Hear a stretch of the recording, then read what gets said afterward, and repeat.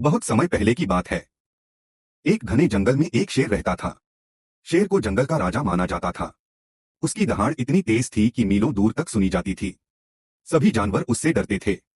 धीरे धीरे शेर के मन में घमंड भर गया। उसे लगने लगा कि वह सबसे ताकतवर, सबसे तेज और सबसे बुद्धिमान है।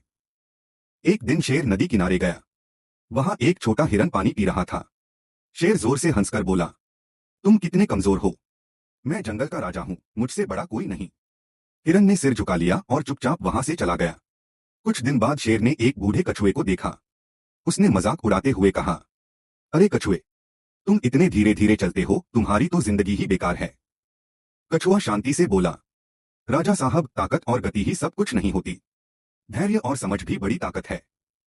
लेकिन शेर ने हंसते हुए उसकी बातों को नजरअंदाज कर दिया। समय बीतता गया। एक दिन भयानक सूखा पड़ गया। नदियां सूख गईं, पेड़ मुरझा गए और खाने पीने की चीजें कम हो गईं। शेर भी कमजोर और भूखा हो गया।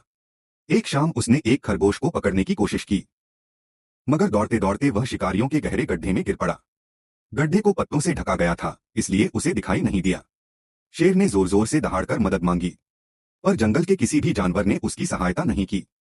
सबको याद था कि शेर ने उनका अपमान किया था। आखिरकार वही बूढ़ा कछुआ गड्ढे के पास आया और बोला, हे शेर, आज तुम्हारा घमंड ही तुम्हें इस गड्ढे में ले आया है। याद रखो, अहंकार का हमेशा पतन होता है। शेर ने शर्म से अपना सिर झुका लिया। उसे समझ आ गया कि केवल शक्ति से महानता नहीं मिलती। सच्ची महानता विनम्रता और दया में है। नीति, अहंकार हमेशा विनाश का कारण बनता है। हमें नम्र और सबका आदर करने वाला होना चाहिए।